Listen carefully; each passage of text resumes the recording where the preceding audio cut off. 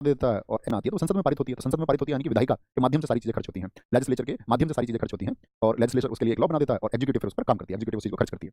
अच्छा, जब सरकारें खर्च करती है तो उसमें घोटाले होते हैं नहीं होते? मतलब किसी जो फायदा होना चाहिए था वो फायदा ना पहुंचे। घोटाले का मतलब ये नहीं है कि वो पैसा अपनी जेब में रख लिया, यानी सरकार को जो फायदा पहुंच सकता था अगर वो फायदा नहीं पहुंचा, ठीक है, और मान के चलो सरकार को किसी एक तरीके से 10,000 करोड़ रुपए बचने थे, लेकिन आपने अपने निजी लोगों को उस तरह के टेंडर दे दिए, बिना बोली के टेंडर दे दिए, और वो फायदे सरकार को नहीं पहुंचे, तो वो भी क्या है, एक तरीके का घोटाला है। ठीक है, ऐसा नहीं होता घोटाले का मतलब कभी आप ये समझ लीजिए कि पैसा अपनी जेब में रख लिया किसी ने, कहने का मतलब सरकार को वो लाभ पहुंचा नहीं, सरकार को उतना घाटा हुआ, वही घोटाला होता है। ठीक है, घोटाले में बहुत सारे लोग अपनी जेब में भी रखते हैं कुछ पैसे को, सरकार ने कुछ पैसे को रिलीज किया और अंत तक पहुंचते पहुंचते तो आप जानते हैं, मैंने आपको बताया था आर्टिकल 40 जब हम ग्राम पंचायत के गठन के बारे में पढ़ रहे थे तो वहां पर क्या था, बाबा साहब भीमराव अम्बेडकर तो क्या कहते थे कि वो कहते थे कि नहीं ग्राम पंचायत नहीं होनी चाहिए, गांधी जी कहते थे हाँ ग्राम पंचायत होनी चाहिए, क्योंकि गांधी जी कहते थे कि अगर पैसा खत्म होते होते यानी लोग अपनी जेब में भी रख ले तब भी चाहे 100 रुपए रिलीज होंगे, कम से कम 1 रुपया तो गांव तक पहुंचेगा, नहीं तो पहुंचेगा ही नहीं।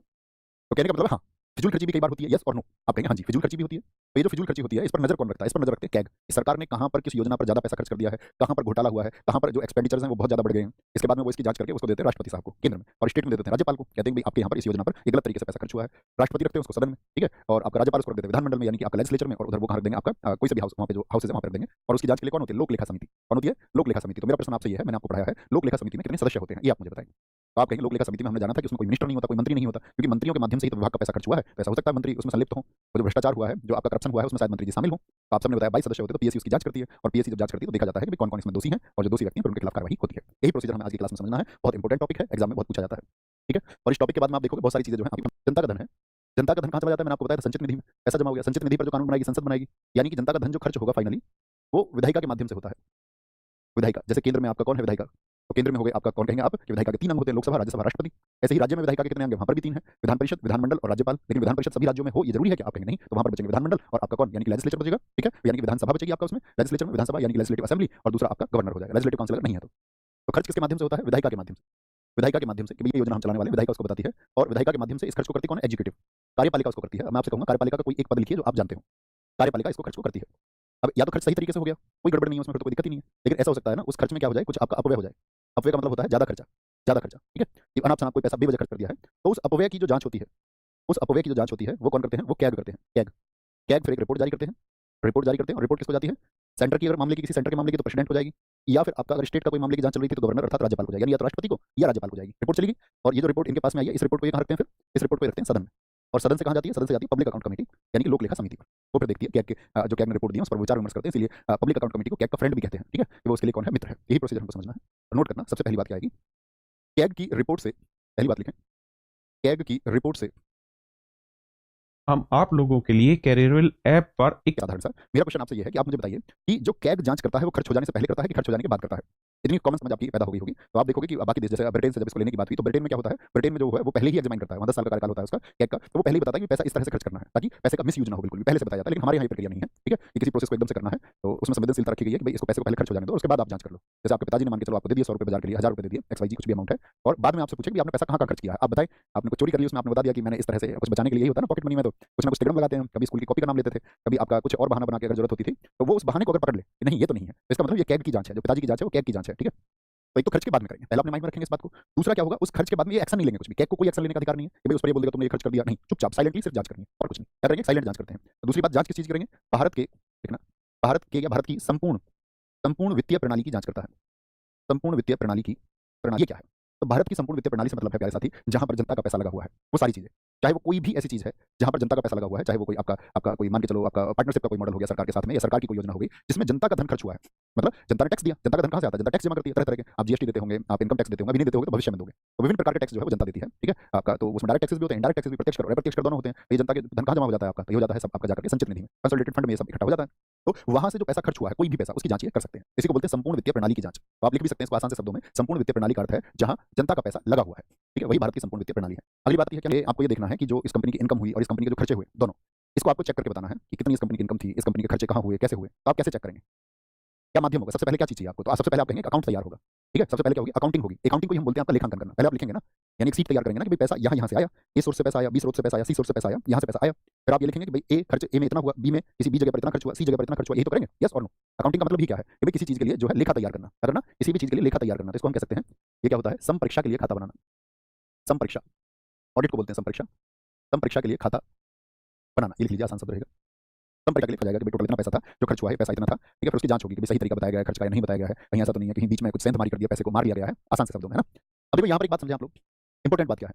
तो जब लेखांकन की बात आएगी तो मैंने कहा संप्रेक्षक के लिए खाता बनाना ये क्या करेगा, तो याद रख लेना 1976 से कैग केंद्र सरकार के लिए यह कार्य नहीं करता। केंद्र सरकार सिर्फ बोल रहा हूँ, राज्य सरकार नहीं, केंद्र सरकार के लिए Myntra birthday blast is your. राज्य सरकार के लिए करता है, सीधी सी बात होगी, लिख लें इसको भी। लेकिन राज्य सरकार के लिए आज भी लेखांकन का काम कौन करता है?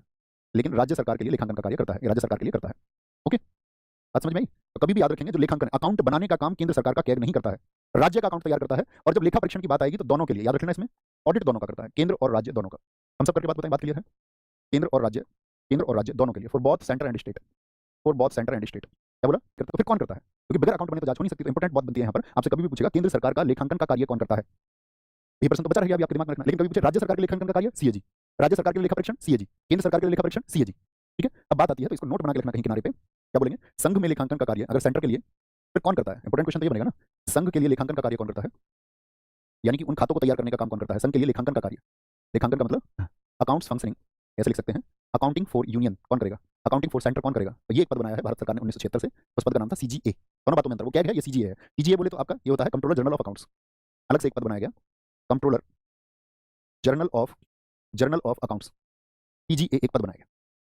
डिफरेंस याद रहेगा हमेशा कि केंद्र सरकार के लिए लेखांकन का कार्य करने के लिए अकाउंटिंग करने के लिए जांच नहीं करेगा, सिर्फ अकाउंटिंग बनाएगा कि ये पैसा था और आपका इस तरह से ये खर्च हुआ है, जांच अभी कैग ही करेगा। अब इंपॉर्टेंट बात क्या है कि कैग के बारे में तो जिक्र हमारे संविधान में, यानी कैग तो संवैधानिक पद है। तो कभी एग्जाम में आएगा सीजीए क्या संवैधानिक पद है, यानी कि कॉन्स्टिट्यूशनल आपका बॉडी है या नहीं है, तो याद रखना ये संवैधानिक पद नहीं है और ये वित्त मंत्रालय के अधीन कार्य करता है।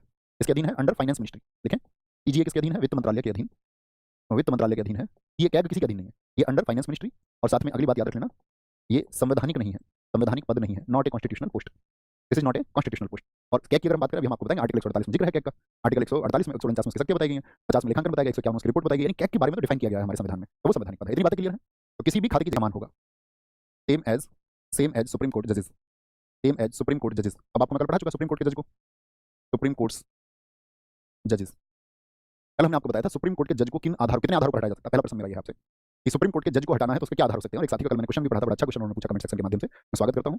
और उन्होंने पूछा था कि जी अगर आपने कल बताया था कि उसके दो आधार होते हैं, एक आधार तो आपने बताया था कि सिद्ध दुर्व्यवहार, यानी कि एक प्रूव्ड मिसबिहेवियर हो, और दूसरा क्या इनकैपेसिटी यानी असमर्थता। दो ही तो बताया मैंने आपको। सिद्ध व्यवहार को प्रूव करने के लिए, जो सिद्ध दुर्व्यवहार है, जो प्रूव्ड मिसबिहेवियर, उसके लिए कमेटी बनेगी। जो कमेटी बनेगी उसमें कितने मेंबर्स होंगे?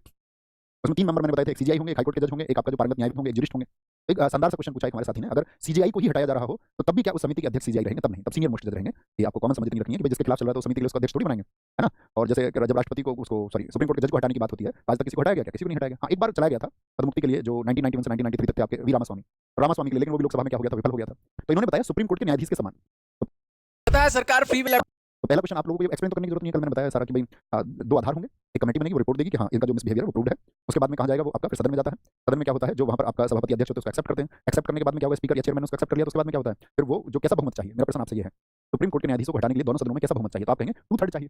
2/3 लोकसभा में पेश करे तो लोकसभा में 100 सदस्य, राज्यसभा में जाएगा तो पहले 50 सदस्यों के साइन होने चाहिए, फिर 2/3 मेजोरिटी से होगा। सेम प्रोसेस यहीं पर बताया गया है। त्यागपत्र राष्ट्रपति को शपथ। अभी एक क्वेश्चन आ सकता है आपके दिमाग में कि जब इनको नियुक्ति तो राष्ट्रपति कर रहे हैं तो कुछ योग्यताएं तो होती होंगी कैग बनाने की, लेकिन हमारे संविधान में किसी प्रकार की योग्यता का वर्णन नहीं किया गया है कि कैग बनने के लिए क्या योग्यताएं होंगी, ये कहीं भी डिफाइन नहीं है। ठीक है, तो कुछ आपका कभी आप ये सोच लेंगे क्या योग्यताएं होनी चाहिए, तो कोई योग्यता डिफाइन नहीं की गई है। बात क्लियर है? इतनी छोटी सी। कार्यकाल, इनका जो टेन्योर होता है वो कितना होता है? लेकिन तो हमेशा से होता है, ऐसा नहीं था कि मुगलों के समय से ये परंपरा विकसित हुई। ठीक है, हाँ, मुगलों के समय इस परंपरा को जोड़ दिया गया कि भाई अकाउंटिंग होने लगी, बहुत सारी चीजों की, जमीनों की अकाउंटिंग होने लगी। ठीक है, जब आप देखोगे कि टोडरमल के द्वारा वो प्रयास किए गए अकाउंटिंग के, तो मुगल व्यवस्था में तो वो हुआ ही हुआ, लेकिन ऐसा नहीं है कि वो पहले से नहीं था, भारत में पहले से मौजूद था। और मैं सही मायने में आपको बताऊं कि आपका अगर हम अकाउंटिंग की बात करें, स्पेशली अकाउंटिंग कब शुरू हुई, जब हमारे देश में कैनिंग आया 1858 के एक्ट के बाद में कैनिंग आया, तो कैनिंग ने पहली बार इसके लिए लेखा परीक्षण यानी कैग के पद के लिए बात आपका लिखित रूप से जो हमारे यहाँ पर वर्णन मिलता है वो 1860 का मिलता है। ठीक है, कि 1860 में पहले व्यक्ति आए थे, मैं बताऊंगा, ड्रमंड उनका नाम था। और दरअसल में शुरुआत तो आपका 1858 के एक्ट से हुई थी। वो प्राचीन तो सिर्फ क्या है कि वो आदेश थे, वो प्राचीन भारत में सब जगह थे, प्राचीन साम्राज्यों में भी। क्योंकि आपको नहीं लगता कि कोई राज्य अपने यहाँ की अकाउंटिंग कराते होंगे, राजा कराते होंगे, तो सब राजाओं के पास मुनीम होते थे। मुनीम का काम क्या होता था? अकाउंटिंग के लिए पैसा करना। एक समिति, राजा भी अपनी एक समिति बना के रखता था, कोषाध्यक्ष, तो ये जो पैसा है उसके अध्यक्ष ये है। अब कहीं वो गड़बड़ी ना कर दे तो उसके लिए मुनीम भी रखा है जांचने के लिए। बात क्लियर है? बात क्लियर है सारी? 6 वर्ष होगा। अब बात आई इनको सैलरी कितनी मिलेगी, वेतन और बोनस। आप समझिए कि जिन पदों को हम क्या चाहते हैं कि ये हमेशा ऐसे पद रहें जो निडर रहें, निष्पक्ष कार्यवाही कर पाए और इनकी सैलरियों को ना घटाने का प्रावधान किया जाता है। लेकिन एक स्थिति में आपको बता चुका हूं, किस स्थिति में इनके जो डिडक्शंस हो सकते हैं सैलरी में, यानी कटौती भी की जा सकती है, वो स्थिति कौन सी है वो आपको बतानी है। तो आपको भी आपने कल भी बताया था कि जब देश में वित्तीय आपातकाल हो, आर्टिकल 360 लागू हो। ठीक है, आर्टिकल 360 लागू हो। बहुत बढ़िया, बहुत सारे साथियों ने कहा है गिरीश चंद्र मुर्मू वर्तमान में है। नहीं, गिरीश चंद्र मुर्मू तो चेंज हो चुके दोस्तों, अब तो संजय मूर्ति आ चुके हैं। संजय मूर्ति आ चुके हैं, संजय मूर्ति आ चुके हैं। ठीक है, सबके होंगे, सबके खातों का ऑडिट करेगा, जांच करेगा जहां पर भी जनता का पैसा लगा हुआ है। अब यहाँ पे क्वेश्चन आ जाता है, जैसे सभी विभागों के जब ऑडिट की बात हम करते हैं तो यहाँ पर क्वेश्चन होता है, यहाँ पर बात करेंगे दोस्त, क्लास पे फोकस करेंगे। आप लोगों के अंदर एक कमी है, वो कमी क्या है मैं आपको बताऊं। कमी यह है कि जैसे अगर मैंने किसी साथी प्रश्न में, जैसे कि कैग कौन, ये साथी को शर्तें नहीं बताई गई हैं, योग्यताएं नहीं बताई गई हैं संविधान में, तो मैं आपको कैसे बता दूं? फिर मैंने आपको बताया ये बात, आप लोगों को समझना चाहिए था जब मैंने कहा कैग की क्वालिफिकेशन आप सोचना सकते हो, तो खुद का दिमाग में प्रश्न आएगा कैग की क्वालिफिकेशन, तो आप याद रखना हमारे संविधान में इसका वर्णन नहीं है। ओके, इसका मतलब आप क्लास को सुनते नहीं है ध्यान से, और सुनते नहीं है तो फिर रिजल्ट्स कैसे बनाएंगे? और हमारा प्रयास तो ये था कि रिजल्ट ना बना करके आपका फोकस करना। संघ और राज्य तो आप समझ गए कि सभी का करेंगे ऑडिट, जो भी जितने फंड्स हैं तीनों तरह के, संचित निधि हो, आकस्मिक निधि हो, लोक निधि हो, सबका नेट इनकम कितनी है उसको भी यही बताएंगे, क्योंकि ऑडिट इन्होंने किया, खातों को जांच इन्होंने किया, तो ये बताएंगे इतना पैसा आया। सभी विभागों का ऑडिट करेंगे, लेकिन इसमें जो जैसे मान के चलो हमारे यहाँ खुफिया संस्थाएं कौन कौन सी हैं, तो आप कहोगे एक तो R&AW है, रिसर्च एंड एनालिसिस विंग है, और एक आपका IB है, इंटेलिजेंस ब्यूरो। तो R&AW का कोई ऑपरेशन चल रहा है, क्योंकि हमारे देश की कैसी सीक्रेट एजेंसी है, गुप्त संस्थाएं हैं, तो गुप्त संस्थाएं कभी भी अपने पैसे का ऑडिट नहीं कराती, याद रखना, और अधिकार किसी को नहीं है उनका। जैसे कि मान के चलो R&AW के जो हेड हैं, उन्होंने आपका एक गृह मंत्रालय को लिख दिया कि भाई हमें जो है इस ऑपरेशन के लिए अभी 50 करोड़ रुपए की जरूरत है, तो वो सैंक्शन हो गया उनके लिए 50 करोड़ रुपए। अब वो 50 करोड़ रुपए में से उनसे ये तो पूछा जाएगा कि भाई खर्च कितना हो गया, उन्होंने बोल दिया 40 करोड़ खर्च हो गया, तो क्या उसको सिर्फ लिख देंगे 40 करोड़, उनसे ये नहीं पूछेंगे कि वो कहाँ खर्च हुआ, क्योंकि वो सीक्रेट सर्विसेज में पैसा खर्च होता है। कई बार कुछ एजेंट बनाए जाते हैं, और एजेंट आप जानती है R&AW में ट्रेन किया जाता है, कहीं को पोस्टेड किया जाता है दुनिया में, कहीं भी पाकिस्तान भेज दिया कुछ लोगों को, अमेरिका भेज दिया, आपका चाइना में भेज दिया, वहाँ उनके रहने का खर्च, बाकी सारी चीजें, वहाँ पर मान के चलो उनको अमीर भी दिखना है और कुछ अमीर लोगों से अपने संबंध बनाने, तो उनके लिए कुछ फरारी वरारी का जुगाड़ करना कि उनकी लाइफ स्टाइल ऐसी हो कि वो रिच दिखें, ठीक है, उनको आपका कुछ दे दी, ऑटोबायोग्राफी दे दी, रेंज रोवर ऑटोबायोग्राफी, इस तरह की कार दे दी, ठीक है, और कई बार तो बुगाटी भी देनी पड़ जाती है ना, तो क्योंकि एक्सपर्ट उस चीज की जरूरत है, उस चीज के लिए देश को जरूरत है कि कल को कोई ऑपरेशन होगा, तो वो पैसा कभी भी नहीं बताया जाएगा कि भाई एक फलानी महिला है, वो आपका R&AW में है, फलानी का मतलब समझो XYZ, और वो आपका वहाँ वियतनाम में पोस्टेड है, अमेरिका में पोस्टेड है, और उसके लिए जो खर्च होता है वो महीने का 1 करोड़ होता है, या उसके महीने का खर्च 2 करोड़ का है, ऐसे भी एजेंट हैं बहुत सारे होंगे, ठीक है, क्या पता आप में से कोई एजेंट हो, ऐसा भी हो सकता है मैं एजेंट हूँ, पॉसिबल है ना कुछ भी, क्योंकि उन लोगों की आइडेंटिटी तो अपनी होती नहीं, कोई आइडेंटिटी है ही नहीं, कि दिखाते नहीं कि उनको कुछ और बन के जीवन जीना होता है, अपना जो ओरिजिनल आइडेंटिटी वो रहती नहीं। तो सभी विभागों का ऑडिट करेंगे, लेकिन सीक्रेट एजेंसीज का नहीं करेंगे, लेकिन जो आपका साथी गुप्त एजेंसी है उनका नहीं करेंगे। बात क्लियर है? बात क्लियर है सारी की सारी यहाँ पर। अभी एक काम जाता है फिर सारा किसके पास में, EAC यानी कि लोक लेखा समिति के पास में। लोक लेखा समिति फिर इस पर क्या करती है, जांच करती है, कैग की रिपोर्ट पर, कैग के साथ मिलकर लोक लेखा समिति की जांच होती है फिर, ठीक है। इसके बाद जाएगा फिर ये पब्लिक अकाउंट कमेटी, कितने सदस्य होते हैं इसमें, आपने शुरुआत में भी बताया क्लास में, पब्लिक अकाउंटिंग कमेटी। PAC का गठन कब हुआ था हमारे देश में, तो PAC का गठन हुआ था, मैंने आपको बताया था कि भाई PAC का गठन हुआ 1921 में, ठीक है, कि भाई जो पैसा खर्च हो रहा है इसकी जांच कर लेते हैं। लोक लेखा समिति फिर देखती है कि भाई ये जो जांच है ठीक है नहीं है। इसी तरह घोटालों का उजागर होता है, जैसे आपने देश में पढ़ा होगा, अगर मैं आपसे बताऊं, कुछ स्पेक्ट्रम आपने सुने हो, 2G स्पेक्ट्रम घोटाला हुआ था या नहीं, सुना है कभी? 2G स्पेक्ट्रम खुलासा किससे हुआ, क्या की रिपोर्ट से हुआ? कोल घोटाला, कोयला घोटाला हुआ, कोयला घोटाला, अब लिखिए जरा कौन कौन से घोटाला, बोफोर्स तोप घोटाला, ये ऐसे घोटाले सरकार को 1,76,000 करोड़ का घोटाला हो गया, कोयला घोटाला 1,86,000 करोड़ का नुकसान हो गया देश को, क्योंकि आपका कांग्रेस सरकार में क्या हुआ 2004 से 2009 के बीच में, जो अपने लोग थे उनको बोली लगा करके बहुत सस्ते में टेंडर दे दिए गए, लेकिन अगर उनकी बोली लगती, यानी कि अगर कंप्यूटर आते बिजनेस में, तो वो पैसा कहाँ आता, सरकार को उतना फायदा होता, तो वो फायदा सरकार को नहीं हुआ, तो मतलब घोटाला है। बोफोर्स तोप है आपका, हर्षद मेहता घोटाला है, शेयर मार्केट का आपका, न जाने कितने घोटाले हैं आपके, कहते आजादी के बाद में अब तक अगर हम बात करें तो देश में लगभग 27 बड़े घोटाले हुए हैं। घोटाला पकड़ा जाता है ना जांच में, लालू जी का चारा घोटाला पकड़ा गया, क्योंकि चारा घोटाला में ऐसा लिखा हुआ था, आप सोच के देखिए, नंबर प्लेट लिखी हुई थी, इस वाहन पर आपका 10 टन भूसा ले जाया गया, नंबर प्लेट दर्ज थी, इस वाहन का नंबर ये है अकाउंट्स में, उस वाहन की जांच हुई तो पता चला वो वाहन जो है एक स्कूटर की प्लेट है, स्कूटर की प्लेट है, ये तो स्कूटर की नंबर प्लेट है, स्कूटर पर 10 टन चारा कैसे जाना पॉसिबल है, तो आगे ना संदेह की दृष्टि में आप कहोगे हाँ जांच होती है, कहने का मतलब रिपोर्ट जाती है लोक लेखा समिति, तो घोटाले उजागर होते हैं फिर, और कई बार तो घोटाले सरकार गिरने का कारण हो जाते हैं, इसलिए सरकारें बहुत अवेयर रहती हैं कि पैसे को ठीक से खर्च करें, कल को ऐसा ना हो कि घोटाला उजागर हो जाए और सरकार चली जाए। और फिर भी क्या होता है कि कुछ मंत्री भ्रष्ट हो जाते हैं, कुछ आपका उनके साथ अधिकारी मिलकर भ्रष्ट होते हैं, मैक्सिमम लोग भ्रष्ट ही होते हैं। कहने की बात यह है 1% लोग ईमानदार रहते हैं, 99% तो भ्रष्ट ही रहते हैं, ठीक है। सबके सपने होते हैं, जैसे आप स्टूडेंट है तो आज आपका सपना होगा ज्वाइन करने का, तो हम सब लोगों को क्या होता है कि एक समय पे एक चीज चाहिए होती है, और जैसे ही वो चीज हमको मिल जाती है तो उसके बाद हमको अगली चीज चाहिए होती है, इसी को बोलते हैं लोकेशन, लोगों की इच्छा, और सही पूरी जगह पर काम करती है, पूरे संसार पर काम करती है, इससे कोई बचा नहीं है, बचे होंगे तो 1% लोग हैं। आपको जॉब मिलेगी तो एक बार क्या होगा, इस बार क्या हो सकता है, लेखा समिति कितने तरह की जांच करती है मुझे बताओ। लोक लेखा समिति में मैंने आपको बताया था, आप लोगों को अगर याद हो तो मैंने कहा था कि चाहे वो विनियोग लेखा हो, चाहे वो वित्त लेखा हो, चाहे वो सार्वजनिक उपक्रम का पब्लिक अंडरटेकिंग्स की बात हो, तो 3 तरह के लेखे पे जांच करती है, मैंने वहीं पर आपको बताया था। और इसीलिए क्या बोलते हैं लोक लेखा समिति को, क्या कहते हैं यहाँ पे लिख लेना, CAG controller and auditor general को EAC बोले तो पब्लिक अकाउंटिंग कमेटी, यानी कि लोक लेखा समिति का मित्र कहते हैं। एक ही काम कर रहे हैं ना, लोक लेखा समिति का मित्र कहते हैं। कैग किस भारत के संविधान में बिल्कुल बताइए, किस आर्टिकल में बताइए सकते हैं, 148 में पद बताया, सॉरी आर्टिकल 149 में है ना, सकती हैं 148 में तो पद है इनका। कैग प्रधानमंत्री और मंत्रिपरिषद के परामर्श पर भारत के राष्ट्रपति द्वारा नियुक्त नहीं, सीधे राष्ट्रपति द्वारा, जिसको राष्ट्रपति चाहे।